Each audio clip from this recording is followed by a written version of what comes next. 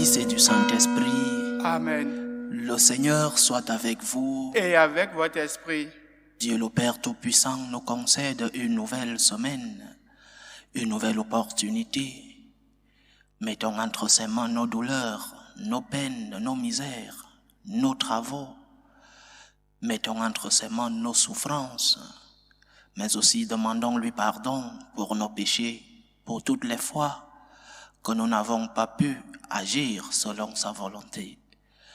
Préparons-nous à célébrer le mystère de l'Eucharistie en reconnaissant que nous sommes des pécheurs. Prends pitié de nous, Seigneur. Nous avons péché contre toi. Montre-nous, Seigneur, ta miséricorde. Et donne-nous ton salut. Que Dieu Tout-Puissant nous fasse miséricorde, qu'il nous pardonne nos péchés et nous conduise à la vie éternelle. Amen. Seigneur, prends pitié. Seigneur, prends pitié. Ô Christ, prends pitié. Ô Christ, prends pitié. Seigneur, prends pitié. Seigneur, prends pitié. Prions le Seigneur. Dans ton amour inépuisable, Dieu éternel et tout-puissant, tu combles ceux qui t'implorent, bien au-delà de leurs mérites et de leurs désirs. Répands sur nous ta miséricorde en délivrant notre conscience de ce qui l'inquiète et en donnant plus que nous n'osons demander. Par Jésus-Christ, ton Fils, notre Seigneur, qui vit et règne avec toi dans l'unité du Saint-Esprit, Dieu, pour les siècles des siècles. Amen.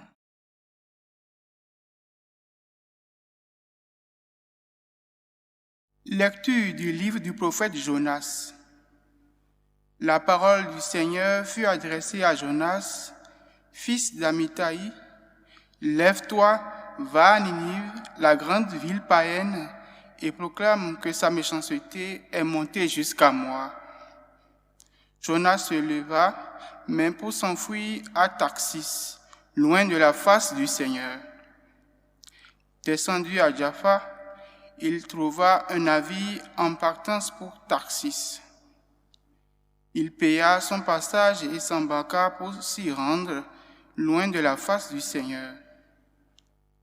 Mais le Seigneur lança sur la mer un vent violent et il s'éleva une grande tempête, au point que le navire menaçait de se briser. Les matelots prirent peur, ils criaient chacun vers son Dieu et, pour s'alléger, lançaient la cargaison à la mer. Or, Jonas était descendu dans la cale du navire, il s'était couché et dormait d'un sommeil mystérieux. Le capitaine alla le trouver et lui dit : « Qu'est-ce que tu fais ? Tu dors ? Lève-toi, invoque ton Dieu. Peut-être que ce Dieu s'occupera de nous pour nous empêcher de périr. » Et les matelots se disaient entre eux : « Tirons au sort pour savoir à qui nous devons ce malheur. » Ils tiraient au sort et le sort tomba sur Jonas. Ils lui demandèrent : « Dis-nous donc d'où nous vient ce malheur. Quel est ton métier ? D'où viens-tu ? Quel est ton pays ? De quel peuple es-tu ? » Jonas leur répondit : « Je suis hébreu, moi, je crains le Seigneur, le Dieu du ciel, qui a fait la mer et la terre ferme. » Les matelots furent saisis d'une grande peur et lui dirent : « Qu'est-ce que tu as fait là ? » Car ces hommes savaient, d'après ce qu'il leur avait dit, qu'ils fuyaient la face du Seigneur. Ils lui demandèrent : « Qu'est-ce que nous devons faire de toi pour que la mer se calme autour de nous ? » Car la mer était de plus en plus furieuse. Il leur répondit : « Prenez-moi, jetez-moi à la mer pour que la mer se calme autour de vous. Car, je le reconnais, c'est à cause de moi que cette grande tempête vous assaille. » Les matelots ramenèrent pour regagner la terre, mais sans s'y parvenir, car la mer était de plus en plus furieuse autour d'eux. Il invoquait alors le Seigneur. « Ah, Seigneur, ne nous fais pas mourir à cause de cet homme et ne nous rends pas responsables de la mort d'un innocent, car toi, tu es le Seigneur. Ce que tu as voulu, tu l'as fait. » Puis, il prit Jonas et le jetait à la mer. Alors la fureur de la mer tomba. Les hommes furent saisis par la crainte du Seigneur. Ils lui offrirent un sacrifice accompagné de vœux. Le Seigneur donna l'ordre à un grand poisson d'engloutir Jonas. Jonas demeura dans les entrailles du poisson 3 jours et 3 nuits. Alors le Seigneur parla au poisson et celui-ci rejeta Jonas sur la terre ferme. Parole du Seigneur. Nous rendons grâce à Dieu. Tu retires ma vie de la fosse, Seigneur mon Dieu. Tu retires ma vie de la fosse, Seigneur mon Dieu. Dans ma détresse, je crie vers le Seigneur et lui me répond. Du ventre des enfers, j'appelle, tu écoutes ma voix. Tu retires ma vie de la fosse, Seigneur mon Dieu. Tu m'as jeté au plus profond du cœur des mers et le flot m'a saigné. Tes ondes et tes vagues ensemble ont passé sur moi. Tu retires ma vie de la fosse, Seigneur mon Dieu. Et je dis, me voici rejeté, de devant tes yeux, pourrais-je revoir encore ton temple saint? Tu retires ma vie de la fosse, Seigneur mon Dieu. Quand mon âme en moi défaillait, je me souvins du Seigneur et ma prière parvint jusqu'à toi dans ton temple saint. Tu retires ma vie de la fosse, Seigneur mon Dieu.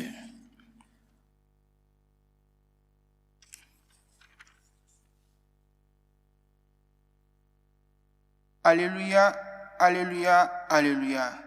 Alléluia, alléluia, alléluia. Je vous donne un commandement nouveau, dit le Seigneur. Aimez-vous les uns les autres comme je vous ai aimé. Alléluia, alléluia, alléluia, alléluia.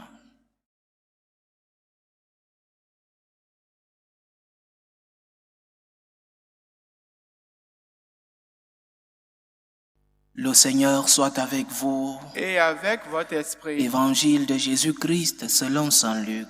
Louange à toi, Seigneur Jésus. En ce temps-là, voici qu'un docteur de la loi se leva et mit Jésus à l'épreuve en disant : « Maître, que dois-je faire pour avoir en héritage la vie éternelle ?» Jésus lui demanda : « Dans la loi, qu'y a-t-il d'écrit ?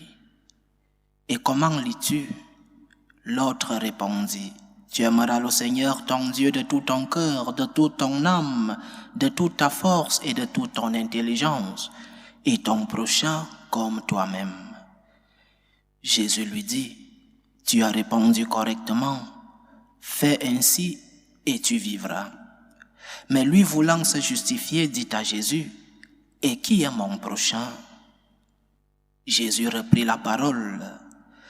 Un homme descendait à Jérusalem, à Jéricho, et il tomba sur des bandits. Ceux-ci, après l'avoir dépouillé et roué de coups, s'en allèrent, le laissant à moitié mort. Par hasard, un prêtre descendait par ce chemin. Il le vit et passa de l'autre côté. De même, un Lévite arriva à cet endroit. Il le vit et passa de l'autre côté. Mais un Samaritain qui était en route arriva près de lui. Il le vit et fut saisi de compassion. Il s'approcha et pansa ses blessures en y versant de l'huile et du vin. Puis il le chargea sur sa propre monture, le conduisit dans une auberge et prit soin de lui. Le lendemain, il sortit 2 pièces d'argent et les donna à l'aubergiste en lui disant : « Prends soin de lui, tout ce que tu auras dépensé en plus, je te le rendrai quand je repasserai. » Lequel des 3, à ton avis, a été le prochain de l'homme tombé aux mains des bandits ? Le docteur de la loi répondit, celui qui a fait preuve de pitié envers lui. Jésus lui dit, va, et toi aussi, fais de même. Acclamons la parole de Dieu. Louange à toi, Seigneur Jésus. Il y a des gens dans la vie qui savent tout ce qu'il faut faire, qui ont la théorie sur tout ce qu'il faut faire. Ils savent qu'il ne faut pas faire le mal, ils savent qu'il faut faire le bien, mais se cachent derrière leurs doigts, se cachent derrière des justifications pour ne pas mettre en pratique ce qu'ils savent en théorie. Ils ont des justificatifs pour se cacher, pour ne pas faire le pas de la pratique, de la théorie à la pratique. Beaucoup de personnes vivent comme ça. De grands donneurs de leçons. Des personnes qui peuvent te dire quoi faire. Des personnes qui te donnent même de bons enseignements, de bons conseils. Mais ces personnes elles-mêmes se cachent derrière leurs doigts pour ne pas mettre en pratique les conseils qu'ils sont aptes à donner aux autres. C'est le cas de ce docteur de la loi qui, l'Évangile nous le dit, met Jésus à l'épreuve en lui posant cette question. Il sait bien ce qu'il faut faire, il sait bien ce que dit la loi. Et Jésus lui répond, tu as répondu correctement, tu sais ce qu'il faut faire. Parce que la loi te le dit déjà. Un docteur de la loi, comment un docteur de la loi peut-il poser une question pareille? Il sait ce qu'il doit faire, mais ne fait pas le pas de la pratique. Il a peur de mettre en pratique ce qu'il a de théorie. Mais pour comprendre cette parabole du bon samaritain, il faut entrer dans le contexte juif, le contexte religieux. La loi juive n'obligeait pas, et jusqu'aujourd'hui, la loi juive n'oblige pas à faire le bien. Ce n'est pas une obligation pour le juif de faire le bien. Il y a des juifs qui font le bien, beaucoup de juifs font le bien, des personnes généreuses, des personnes charitables, des personnes qui aident ceux qui sont dans le besoin, des personnes avec des fondations pour aider les pauvres. Beaucoup de juifs font beaucoup de bien, mais pas comme une obligation. La loi juive n'oblige pas à faire le bien. La loi juive, en résumé, ce sont les 10 commandements. Ne fais pas le mal. Les 10 commandements nous viennent d'une forme négative. Ne fais pas ceci, ne pas faire ceci, ne fais pas le mal. Et dans la loi juive, les 2 premières personnes qui laissent ce moribond n'ont pas péché, ils n'ont pas fait de mal. Ils passent devant une personne qui souffre et le prêtre doit aller au temple célébrer. L'autre occupé, ils ne font pas de mal. Donc, selon la loi juive, ils sont exemptés de tout reproche parce que la loi dit « ne fais pas de mal ». Et voilà le Christ qui vient mettre à plénitude la loi. La loi morale change. Ne change pas en se contredisant, mais change dans sa plénitude. Oui, il ne faut pas faire de mal. Oui, si aujourd'hui dans notre monde, chacun essayait de ne pas faire le mal, le monde serait différent. Si aujourd'hui, chacun essayait de dire « je ne vais pas voler », les corrompus dans nos nations. Si aujourd'hui, chacun de nous essayait de dire « je ne vais pas chercher la femme du prochain, je ne vais pas faire de mal », le monde serait différent. Donc la loi juive est claire, ne fais pas de mal. Mais Jésus vient compléter cette loi. Il ne suffit pas de ne pas faire le mal. Il faut faire le pas. Il faut faire tout le bien possible. Il ne suffit pas de ne pas voler. Il faut faire l'aumône. Il ne suffit pas de ne pas aimer la femme de ton prochain. Il faut avoir dans ton cœur un amour saint, un amour pur pour ces personnes. Il ne suffit pas de ne pas faire le mal. Et la loi que Jésus vient mettre à sa plénitude nous concerne tous, chers frères et sœurs. Nous sommes tous des fils de l'Ancien Testament. Dans la pédagogie divine, nous venons de là, de l'Ancien Testament, parce que l'homme devait passer par là pour comprendre l'amour que le Seigneur venait enseigner. Il ne faut pas faire le mal. Mais il ne suffit pas seulement de ne pas faire le mal. Il faut faire tout le bien possible. Il faut faire tout le bien à notre possession. Il ne suffit pas de passer quelqu'un qui est en train de mourir, comme dans cette parabole. Il faut l'aider. Et c'est justement un étranger, un Samaritain, celui-là qui n'est pas un juif, qui ne connaît pas la loi juive. C'est celui-là qui fait tout le bien possible. Et parfois, nous les chrétiens, nous voyons des personnes qui ne sont pas chrétiennes et qui font tout le bien possible. Comme le Seigneur disait dans un autre évangile, les prostituées verront le ciel avant nous. Parce que voici un étranger qui vient nous donner une leçon de charité. Voici un étranger qui vient nous donner une leçon de ce qui est l'amour. Il ne suffit pas de ne pas faire le mal, il faut faire tout le bien possible. Nous, les franciscains de Marie, nous avons comme méthodologie, dans notre examen de conscience quotidien, dans la soirée, avant d'aller au lit, un examen de conscience basé sur 3 points. Le premier point, le mal que j'ai fait. Le mal que j'ai fait. Les 10 commandements. Le deuxième point, le bien que je n'ai pas fait. Le bien possible. Le Seigneur ne nous demande pas de faire des miracles. Nous n'avons pas la capacité de faire des miracles.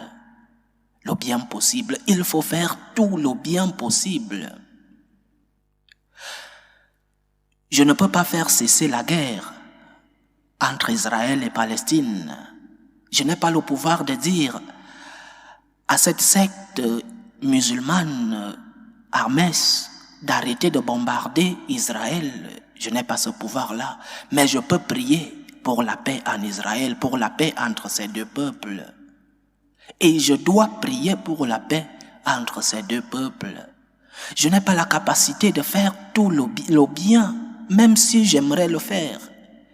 Il y a des choses que nous aimerions faire, mais nous n'avons pas la possibilité, la capacité de faire ce bien que nous aimerions faire. Nous devons essayer de faire tout le bien à notre possession. Nous devons essayer de faire tout le bien possible. Cela ne veut pas dire de donner tout ce que tu as et que toi-même tu passes des moments de difficulté. Non. Il faut tendre la main à l'autre. Faire tout le bien possible. Et le troisième point de notre méditation dans notre examen de conscience, travailler sur le caractère. Il y a des personnes qui ont un fort caractère, mais il y a aussi des personnes qui ont un caractère si doux et si calme que la vie avec ces personnes-là est très difficile à cerner.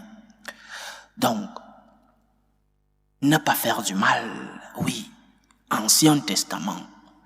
Faire tout le bien possible, ça c'est la loi de Jésus, la plénitude de la loi morale. Faire tout le bien possible. Que le Seigneur nous aide, qu'il fasse de nous ces Samaritains qui, en voyant le mal, la douleur, la souffrance sur les autres, sur le prochain, s'arrêtent pour faire le bien qu'ils peuvent faire. Nous devons faire tout le bien à notre possibilité. Que le Seigneur fasse de nous des Samaritains. Loué soit Jésus-Christ. À jamais. Présentons nos humbles supplications vers Dieu le Père Tout-Puissant. Il veut que tous les hommes soient sauvés et parviennent à la connaissance de la vérité. Pour la Sainte Église de Dieu, pour le pape, pour les évêques, pour que se déroule bien ce synode sur la synodalité, prions le Seigneur. Seigneur, écoute et prends pitié. Prions le Seigneur pour la paix dans le monde, pour la paix dans nos familles, pour que finisse tout germe de violence, pour que finissent les tensions, les guerres entre les peuples. Prions le Seigneur. Seigneur, écoute et prends pitié. Prions le Seigneur pour les vocations dans la vie consacrée et dans la vie sacerdotale, pour que le maître de la moisson envoie des ouvriers dans sa vigne. Prions le Seigneur. Seigneur, écoute et prends pitié.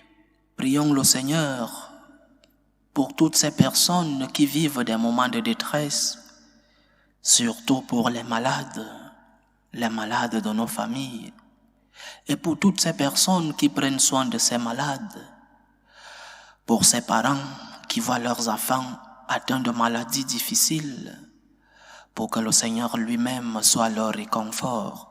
Prions le Seigneur. Seigneur, écoute et prends pitié. Pour nous tous ici rassemblés, pour tous ceux qui nous suivent à travers ce canal, pour toutes nos intentions de prière, demandons au Seigneur la force de faire de nous ceux-là qui font le bien, ceux-là qui n'évitent pas seulement le mal, mais qui font tout le bien possible. Prions le Seigneur. Seigneur, écoute et prends pitié. Écoute, Seigneur, les supplications que ton peuple te présente avec foi. Daigne les exaucer selon ta volonté. Toi qui vis et règnes pour les siècles des siècles. Amen.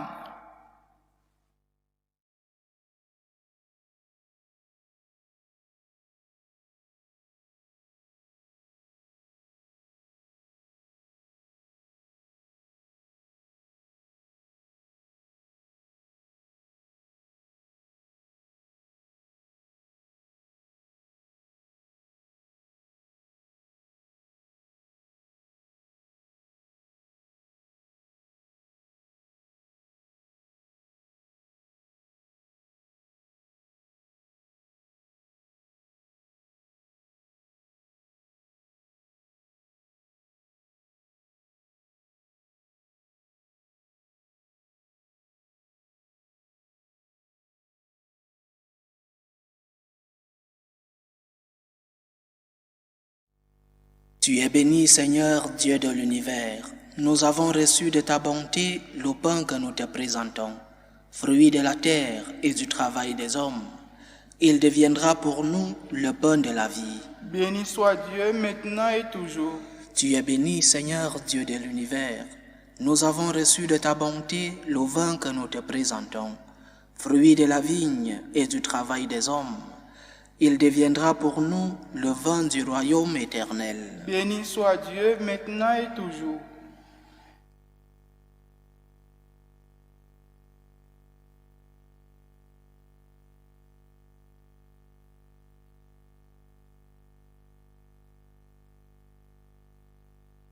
Prions ensemble, chers frères et sœurs, au moment d'offrir le sacrifice de toute l'Église. Pour la gloire de Dieu et le salut du monde. Accueille, Seigneur, nous t'en prions, le sacrifice que tu as toi-même institué. Dans les saints mystères que nous célébrons pour te servir comme il convient, sanctifie-nous pleinement par ton œuvre de rédemption. Par Jésus-Christ, ton Fils, notre Seigneur, qui vit et règne avec toi dans l'unité du Saint-Esprit, Dieu, pour les siècles des siècles. Amen. Le Seigneur soit avec vous. Et avec votre esprit. Élevons notre cœur. Nous le tournons vers le Seigneur. Rendons grâce au Seigneur notre Dieu. Cela est juste et bon. Vraiment, il est juste et bon pour ta gloire et notre salut, de t'offrir notre action de grâce toujours et en tout lieu, Seigneur, Père très saint, Dieu éternel et tout-puissant. C'est par ton Fils bien-aimé que tu as formé le genre humain, et c'est encore par lui que dans ta grande bonté tu le renouvelles. Voilà pourquoi toutes les créatures te servent. Le peuple que tu as racheté célèbre ta louange. Les saints bénissent d'un seul cœur. Et déjà nous pouvons te louer avec tous les anges, et dans la joie, nous ne cessons de proclamer. Saint, Saint, Saint, le Seigneur Dieu de l'univers, le ciel et la terre sont remplis de ta gloire. Hosanna au plus haut des cieux. Béni soit celui qui vient au nom du Seigneur. Hosanna au plus haut des cieux. Toi qui es vraiment saint, toi qui es la source de toute sainteté, Seigneur, nous te prions. Sanctifie ces offrandes en répandant sur elles ton esprit, qu'elles deviennent pour nous le corps et le sang de Jésus le Christ, notre Seigneur. Au moment d'être livré et d'entrer librement dans sa passion, il prit le pain. Il rendit grâce, il le rompit et le donna à ses disciples en disant: Prenez et mangez-en tous, ceci est mon corps, livré pour vous.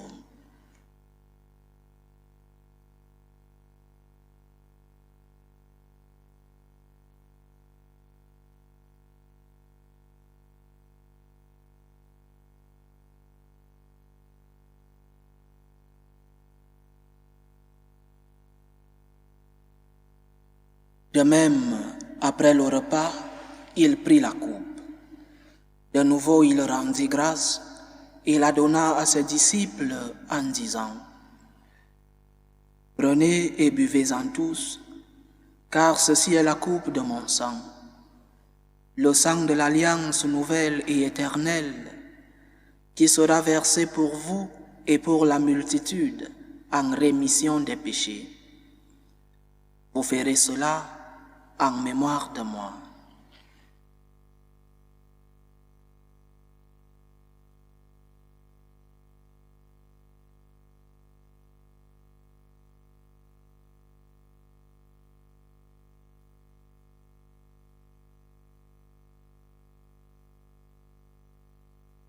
Il est grand le mystère de la foi. Nous annonçons ta mort, Seigneur Jésus. Nous proclamons ta résurrection. Nous attendons ta venue dans la gloire. En faisant ainsi mémoire de la mort et de la résurrection de ton Fils, nous t'offrons, Seigneur, le pain de la vie et la coupe du salut, et nous te rendons grâce, car tu nous as estimés dignes de nous tenir devant toi pour te servir. Humblement, nous te demandons qu'en ayant part au corps et au sang du Christ, nous soyons rassemblés par l'Esprit Saint en un seul corps. Souviens-toi, Seigneur, de ton Église répandue à travers le monde. Fais-la grandir dans ta charité, en union avec le pape François, notre évêque José et tous ceux qui ont la charge de ton peuple. Souviens-toi aussi de nos frères et sœurs qui se sont endormis dans l'espérance de la résurrection. Souviens-toi de Benjamin, de René, Ghislaine et Serge. Et souviens-toi dans ta miséricorde de tous les défunts. Accueille-les dans la lumière de ton visage. Sur nous tous, enfin, nous implorons ta bonté. Permets qu'avec la Vierge Marie, la bienheureuse Mère de Dieu, avec Saint Joseph, son époux, les apôtres et tous les saints qui ont fait ta joie au long des âges, nous ayons part à la vie éternelle et que nous chantions ta louange et ta gloire par ton Fils Jésus le Christ. Par lui, avec lui et en lui, à toi Dieu le Père Tout-Puissant, dans l'unité du Saint-Esprit, tout honneur et toute gloire pour les siècles des siècles. Amen. Comme nous l'avons appris du Sauveur, et selon son commandement, nous osons dire: Notre Père qui es aux cieux, que ton nom soit sanctifié, que ton règne vienne, que ta volonté soit faite sur la terre comme au ciel. Donne-nous aujourd'hui notre pain de ce jour. Pardonne-nous nos offenses, comme nous pardonnons aussi à ceux qui nous ont offensés, et ne nous laisse pas entrer en tentation, mais délivre-nous du mal. Délivre-nous de tout mal, Seigneur, et donne la paix à notre temps. Soutenus par ta miséricorde, nous serons libérés de tout péché, à l'abri de toute épreuve. Nous qui attendons que se réalise cette bienheureuse espérance, l'avènement de Jésus-Christ, notre Sauveur. Car c'est à toi qu'appartiennent le règne Et la puissance et la gloire pour les siècles des siècles. Amen.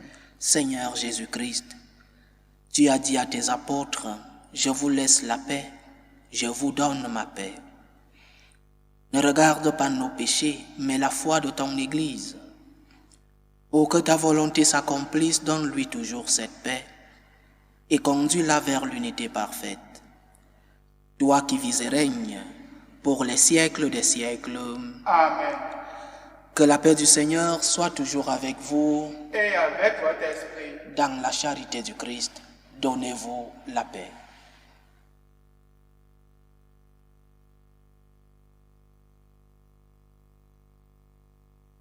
Agneau de Dieu, qui enlève les péchés du monde, prends pitié de nous. Agneau de Dieu, qui enlève les péchés du monde, prends pitié de nous. Agneau de Dieu, qui enlève les péchés du monde, donne-nous la paix.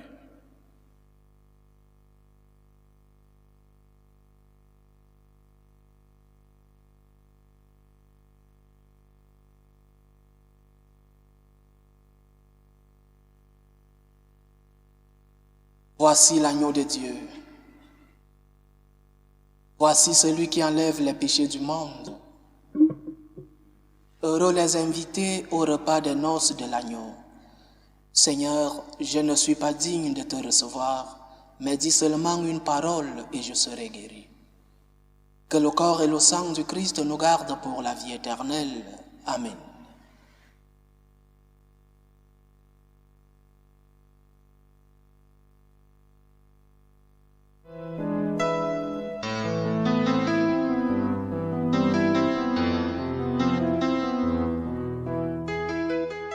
Communion spirituelle.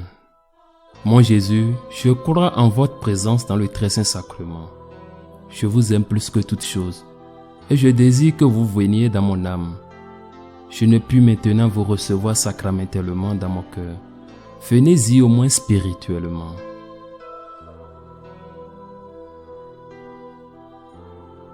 Je vous embrasse comme si vous étiez déjà venu, et je m'unis à vous tout entier. Ne permettez pas que j'aie jamais le malheur de me séparer de vous. Amen.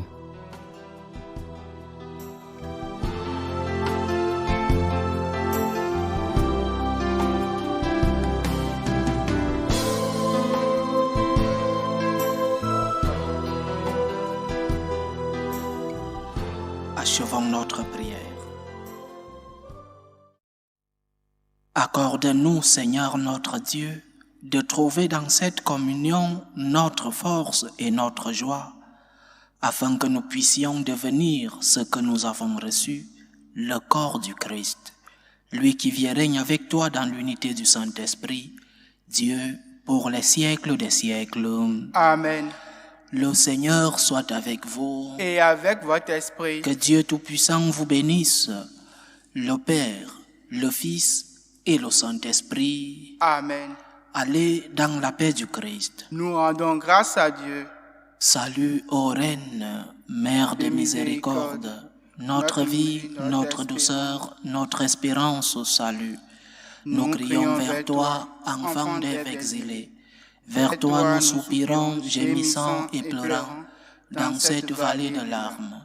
Ô toi notre avocate, tourne vers nous ton regard miséricordieux, et après cet exil, montre-nous Jésus, le fruit béni de tes entrailles.